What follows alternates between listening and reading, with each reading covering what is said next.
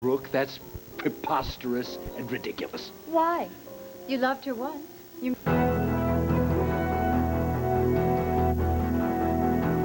This is an ABC News special report.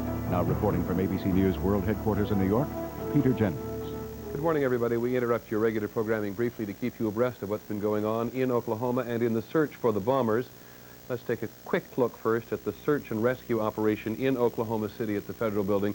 It is becoming much more search than search and rescue now, because as every hour has gone by, there has been less belief among the rescuers that they were going to find anybody alive. The current death toll is 57. You may have heard the governor of Oklahoma talk earlier about a number of people, perhaps as many as 50 bodies being found in one location. We're not absolutely able to confirm that, but there is the official death toll as of now, with more bodies, perhaps many more bodies, in the wreckage itself. This is a very dangerous building, and so the entire operation searching for remains as much as for the living now has been slowed down considerably.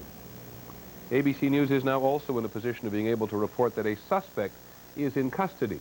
We cannot tell you where he has been taken into custody or anything more about him, but the Attorney General, Janet Reno, we're told, is going to make a significant announcement within the next hour. One suspect, according to our sources, is in custody now. And we can also give you a bit of a hint now as to where the government appears to be focusing its investigation on some of the what are called right-wing white supremacist groups in various parts of the country, and our investigative reporter Brian Ross, who's standing by, has been looking at that. Brian, what do you know? Peter, there is new scrutiny of the so-called civilian militia groups, particularly in light of the newsletter sent out by the Montana militia in March, signaling April 19th, the day of the bombing, as an extremely important day. Not only was it the second anniversary of what happened at Waco, it was also the date set for the execution of a white extremist in Arkansas who, in fact, was executed. He had been convicted of killing a Jewish businessman and a black policeman and showed no remorse. And according to authorities, that is an important focus now in looking at a possible motive for the bombing. Okay, Brian, thank you very much. So the FBI and all of the other national agencies, the Bureau of Alcohol, Tobacco, and Firearms, all have this enormous net out in various parts of the country at the moment, and there is one suspect, we are told, in custody. Perhaps the Attorney General will tell us more. There have also been some quite astonishing developments today in the OJ Simpson case in Los Angeles. ABC's Cynthia McFadden is standing by at the courthouse in Los Angeles. Cynthia, tell us what's going on. Well, Peter, this is the 101st day that this jury has been sequestered, and there is a crisis of sort here with the jury. The jurors demanded that Judge Ito go to the hotel this morning to meet with them. The judge refused, but the jurors are here now individually meeting with the judge. What precipitated all of this was one of the jurors yesterday told Judge Ito that he either needed to dismiss 3 of the sheriff's deputies who are sequestered with the jurors, or she would demand that he release her from the jury panel. She is a 25-year-old black flight attendant, and when the rest of the jurors, at least when 13 of the jurors found this out, they were enraged. In fact, some of them were crying, and they demanded this meeting with the judge. And what is this about 13 of 18 jurors showing up today in court wearing black? That's exactly right, Peter. They wore black to court today.